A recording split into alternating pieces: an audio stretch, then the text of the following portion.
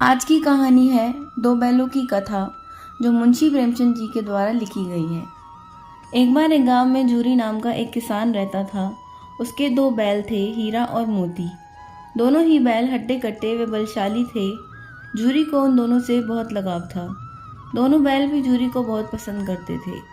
हीरा और मोती का आपस में इतना लगाव था कि यदि कभी एक खाना न खाए तो दूसरा भी घास को मुंह तक नहीं लगाता था।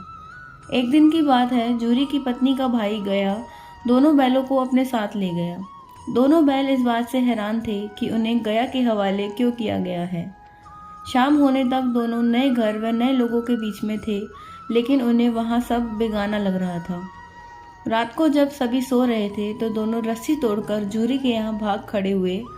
सुबह सवेरे ही जब जूरी ने उन्हें अपने यहाँ देखा तो दौड़कर गले से लगा लिया। ये सब देखकर जूरी की पत्नी बिल्कुल खुश नहीं थी। उसने दोनों को खूब खरी खोटी सुनाई और यह निश्चय किया कि दोनों को खाने में केवल सूखा भूसा ही मिलेगा। अगले दिन गया फिर आकर दोनों बैलों को अपने साथ ले गया। गया पिछले कल की घटना से बेहद क्रोधित था, इसलिए उसने वहां भी दोनों को खाने के लिए सूखा भूसा ही दिया।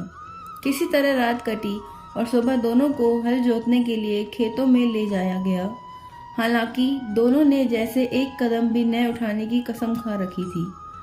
दोनों की खूब पिटाई हुई। रात को खाने में फिर भूसा मिला।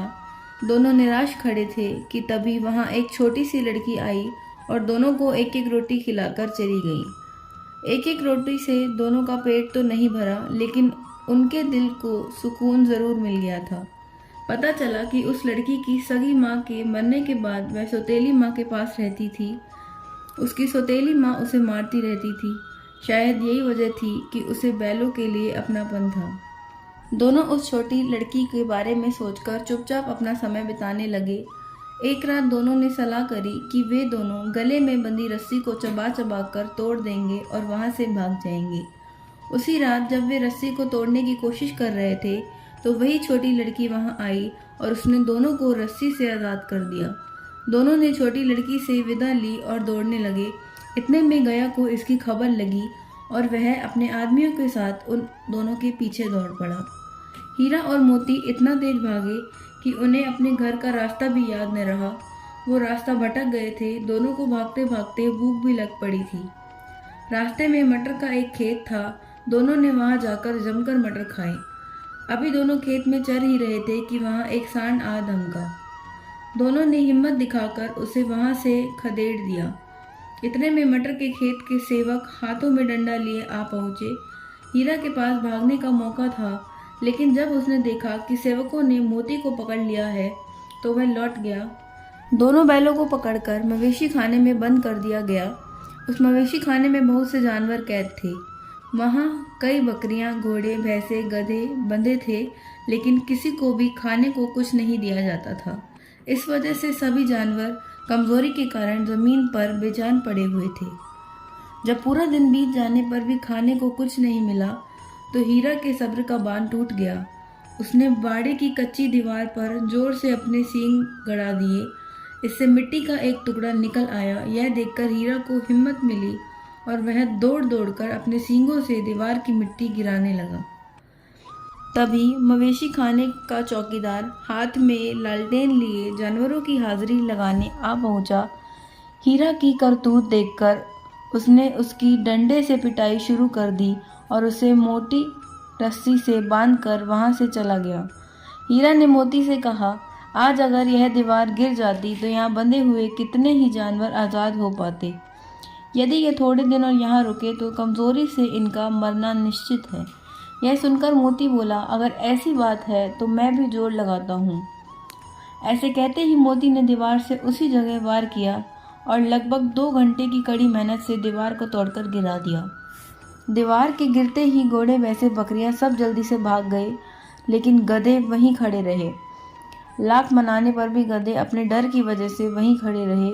उधर मोती अपने दोस्त हीरा की रस्सी को तोड़ने की पूरी कोशिश करता रहा।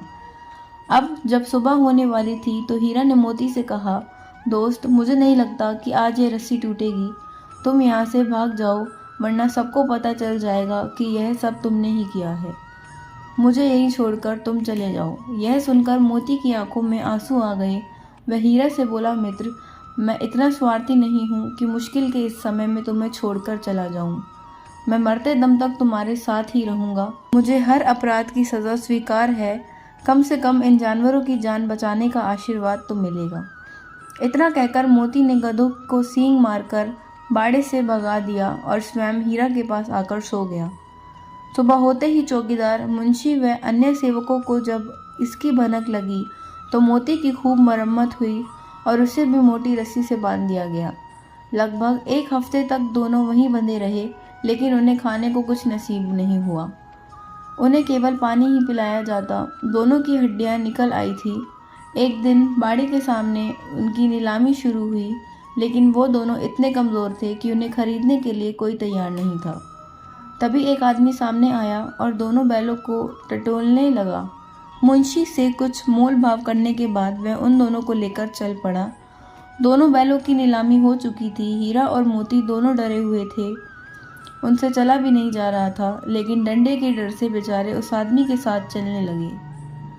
सहसा दोनों को महसूस हुआ कि यह वही रास्ता है जहाँ से गया उन्हें ले गया था। वही खेत, वही रास्ता और वही कुआं तो है जहाँ पर वे हल जोतने आया करते थे।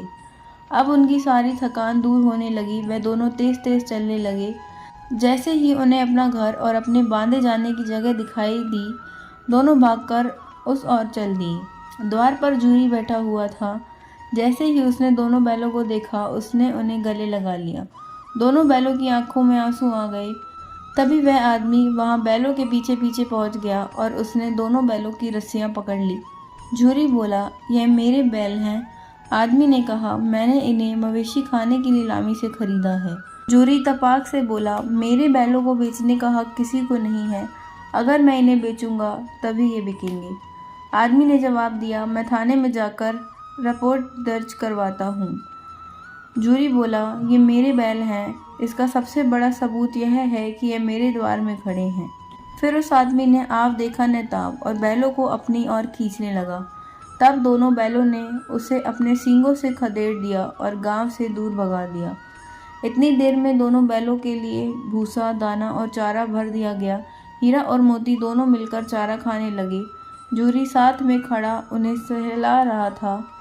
तभी जूरी की पत्नी भी अंदर से आई और उसने दोनों बैलों के माथे चूम लिए और खूब प्यार दिया। इस कहानी से हमें 2 बातें सीखने को मिलती हैं। पहली यह है कि हमें अपनी स्वाधीनता के लिए अपने अंतिम समय तक संघर्ष करते रहना चाहिए।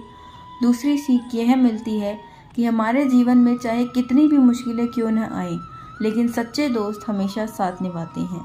धन्यवाद।